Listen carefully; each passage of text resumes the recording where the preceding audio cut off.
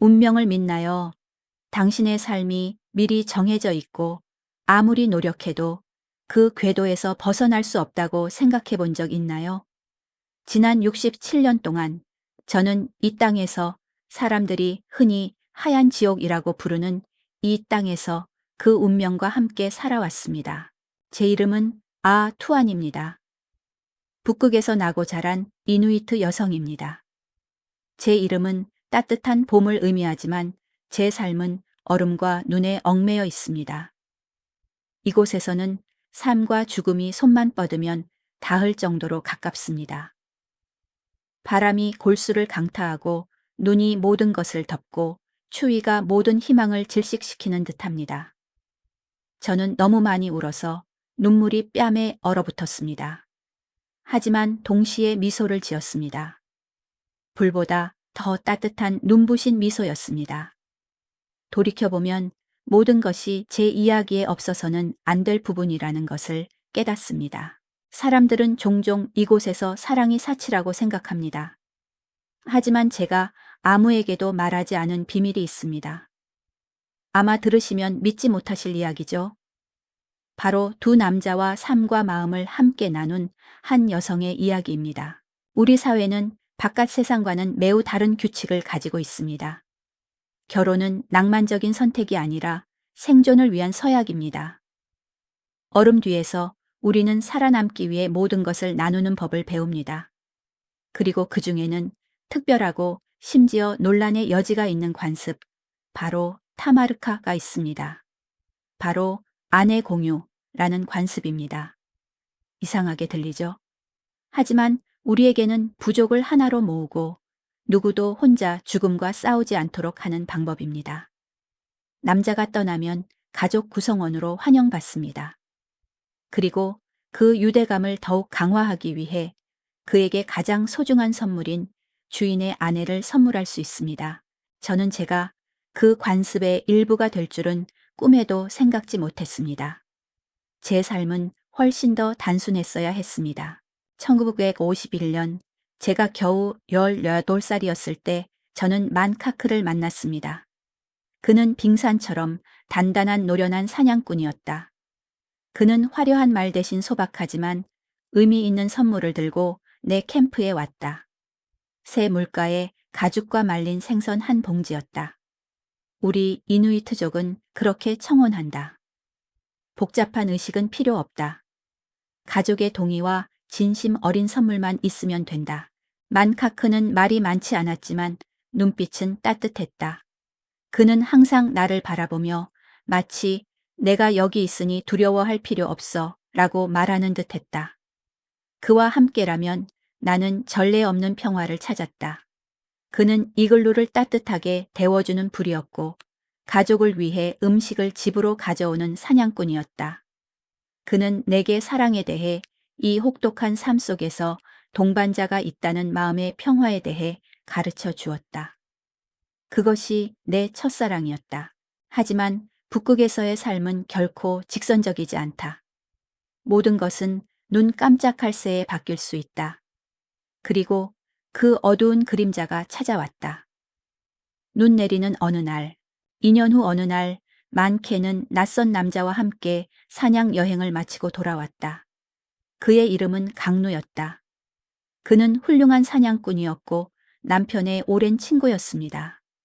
만커는 강누가 며칠 동안 우리와 함께 지낼 거라고 말했습니다. 아순 강누가 며칠 동안 우리와 함께 지낼 거야. 먼 길을 와서 쉬어야 해. 그리고 이건 네 가장 친한 친구인 강누를 위한 거야. 우리는 모든 것을 함께 나누었지. 그의 말에 내 마음은 마치 커다란 얼음 덩어리처럼 느껴졌습니다. 타마르카 풍습을 알고 있었습니다. 무슨 뜻인지는 알았지만 받아들일 수 없었습니다. 유일한 친구인 남편을 어떻게 낯선 사람과 나눌 수 있단 말인가. 그날 밤 잠을 이룰 수 없었습니다. 가슴이 두 갈래로 찢어졌습니다. 한쪽에는 사랑과 소유가 있었습니다. 다른 한쪽에는 부족의 통치 공동체 전체의 생존이 있었습니다. 어떻게 해야 할까요? 항의해야 할까요? 아니면 풍습에 얽매여야 할까요? 두려움과 질투를 극복할 수 있을까요? 두려움과 질투를 극복할 수 있을까요? 우리 셋의 관계는 어디로 향할까요? 그리고 남편에 대한 사랑 외에도 이 낯선 사람의 마음 속에서 또 다른 사랑을 찾을 수 있을까요? 인생에서 가장 끔찍한 밤을 맞이해야 했습니다. 남편 망커가 캉누를 눈 오두막으로 데려왔을 때 갑자기 숨 막힐 듯한 공기가 감돌았습니다. 평소처럼 행동하려 했지만 심장이 마치 1000개의 칼날에 찔리는 듯했습니다. 입소문으로만 들었던 타마르카, 풍습이 이제 제 삶의 일부가 되었습니다. 남편을 나눠 가져야 하는 걸까요? 낯선 남자에게 속해 있는 걸까요? 불 옆에 앉아 바느질하는 척했지만 손이 심하게 떨렸습니다. 캉누는 맞은편에 앉아 아무 말도 하지 않고 그저 말없이 저를 바라보았습니다. 그의 눈에는 아무런 욕망도 알 수 없는 고요함만 가득했습니다. 그의 침묵은 저를 더욱 두렵게 했습니다. 비명을 지르고 도망치고 모든 것을 파괴하고 싶었습니다. 하지만 이 사회에서 우리 여성에게는 목소리가 없습니다. 저항은 고통만 가져올 뿐입니다. 괜찮아. 아투안 만 카크가 갑자기 물었습니다. 그의 목소리는 따뜻했지만 마치 무언가를 상기시키는 듯 했습니다. 네가 무슨 생각을 하는지 알아. 하지만 이게 우리가 살아남는 방법이야. 넌 할 수 있다고 믿어. 만카크의 말은 마치 내 심장을 꿰뚫는 화살 같았다. 그는 나를 몰아붙였을 뿐만 아니라 생존의 짐까지 내 어깨에 얹었다. 가장 사랑하는 남편 곁에 있는데도 너무 외롭고 고독했다. 그날 밤 나는 잠을 이룰 수 없었다. 짐승 가죽 위에 누워 타닥거리는 벽난로 소리, 울부짖는 바람 소리, 가슴에서 쿵쾅거리는 심장 소리를 들었다. 캉룩의 평화로움 남편의 차분함이 부러웠다. 밤이 깊어질수록 추위는 모든 세포 속으로 스며들었다. 가슴이 미어지는 마른 기침이 터져 나왔다. 온몸이 타는 듯 땀으로 흠뻑 젖었다. 감기에 걸렸다는 것을 알았다. 북극의 매서운 추위 속에서 감기는 사람의 목숨을 앗아갈 수도 있다. 괜찮아 아투원. 눈을 뜨니 캉룩이 내 옆에 앉아 걱정 어린 표정을 짓고 있었다. 그는 내 이마에 손을 얹었다가 재빨리 손을 거두었다. 열이 나셨네요. 누워보세요. 제가 돌봐드릴게요. 나는 놀라서 그를 바라보았다. 그는 내 상태를 이용하려는 의도가 전혀 없었다. 오히려 진심으로 나를 돌보고 있었다. 그는 말린 약초를 가져다가 뜨거운 물에 끓여 마시게 했다. 이 약초들은 열을 내리는 약초입니다. 열을 내리는데 도움이 될 겁니다. 그의 목소리는 깊고 다정했다. 죄송해요. 나는 속삭였다. 저는 알아요. 캉룩이 부드럽게 말했다. 당신이 무슨 생각을 하는지 알아요. 하지만 저는 당신 생각과는 달라요. 당신을 존중하고 당신 남편을 존중해요. 그리고 당신을 돕고 싶을 뿐이에요. 그 말에 가슴 속 얼음이 녹았다. 나는 울었다. 그 눈물은 더 이상 두려움이나 질투 때문이 아니라 감정과 감사의 눈물이었다. 다음 날 아침 민커가 사냥을 마치고 돌아왔을 때 나는 깊이 잠들어 있었고 강룩은 내 옆에 앉아 나를 유심히 지켜보고 있었다. 그는 나를 비난하지도 질투하지도 않았다. 그저 이해심이 가득한 미소를 지을 뿐이었다. 네가 할 수 있다는 걸 알았어. 민커가 말했다. 네가 강한 여자라는 걸 알아. 그날 밤 나는 깨달았다. 사랑은 소유만이 아니다. 나눔이기도 하다. 민커는 나를 배신하지 않았다. 그는 그저 내가 살아가고 더 사랑받기를 바랐을 뿐이다. 그리고 나는 받아들였다. 타마르카를 받아들인 것은 두려움 때문이 아니라 남편에 대한 신뢰, 그리고 그 낯선 남자의 예상치 못한 따뜻함 때문이었다. 그때부터 나는 강룩을 다른 눈으로 바라보기 시작했다. 그는 내 행복을 파괴하는 존재가 아니라 친구이자 동반자였으며 어쩌면 내 삶에 없어서는 안 될 존재였다. 이 혹독한 세상에서는 사랑보다 생존이 더 중요하다는 것을 깨달았다. 그리고 살아남으려면 서로를 믿고 모든 것을 심지어 가장 신성한 것까지도 공유해야 한다. 질투를 극복할 수 있을까? 우리 셋의 관계는 어디로 향할까? 그리고 그 낯선 남자의 마음속에서 남편에 대한 사랑 외에 또 다른 사랑을 찾을 수 있을까? 그 얼어붙은 밤 이후 이글루 안에 모든 것이 바뀐 듯 했다. 내 안의 질투심은 완전히 사라지지는 않았지만 새롭고 더 복잡한 감정으로 대체되었다. 나는 강누를 다른 눈으로 바라보기 시작했다. 그는 침입자가 아니라 친구이자 동반자였다. 그는 여전히 침묵했지만 그의 눈은 항상 나를 따랐고 그의 눈빛은 배려와 존중으로 가득 차 있었다. 만카크도 이 변화를 깨달았다. 어느 날 밤 내가 불 옆에서 바느질을 하고 있을 때 그가 내 옆에 앉아 말했다. 아, 투안, 나는 한 가지를 배웠어. 사랑은 소유가 아니야. 너를 사랑하는 사람이 많을수록 외로움이 덜할 거야. 북극의 삶은 너무 혹독해. 서로를 따뜻하게 해줄 팔이 많아야 해. 그의 말은 내 생각을 완전히 바꿔놓았다. 그는 강누를 적이 아니라 가족의 일원으로 여겼다. 친구이자 형제로서 그와 함께 나를 돌보고 보호해줄 사람으로 점차 우리의 관계는 가까워졌다. 강누는 이 작은 가족에게 없어서는 안 될 존재가 되었다. 그는 훌륭한 사냥꾼이었고 항상 귀중품을 가져다 주었습니다. 제가 아플 때 돌봐주고 집안일을 도와주고 심지어 불 옆에 앉아 이야기를 들려주기도 했습니다. 제가 그에게 느낀 감정은 밍커에게 느꼈던 열정적인 사랑이 아니라 감사와 신뢰, 그리고 따뜻하고 안전한 사랑이었습니다. 몇 달 후 기적이 일어났습니다. 제가 임신한 것입니다. 이 혹독한 세상에서 새 생명은 가장 신성한 선물이었습니다. 중요한 것은 아이가 누구의 피를 물려받았는가가 아니라 사랑과 보호 속에서 태어났다는 사실이었습니다.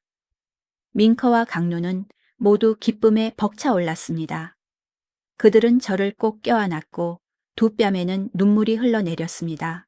저는 건강한 아들을 낳았습니다. 우리는 그에게 아난이라는 이름을 지어주었습니다. 아난은 우리 셋의 사랑 속에서 자랐습니다. 밍커는 아난에게 사냥하는 법을, 강누는 신들에 대한 이야기를 들려주었고 저는 아난에게 바느질과 요리하는 법을 가르쳐 주었습니다.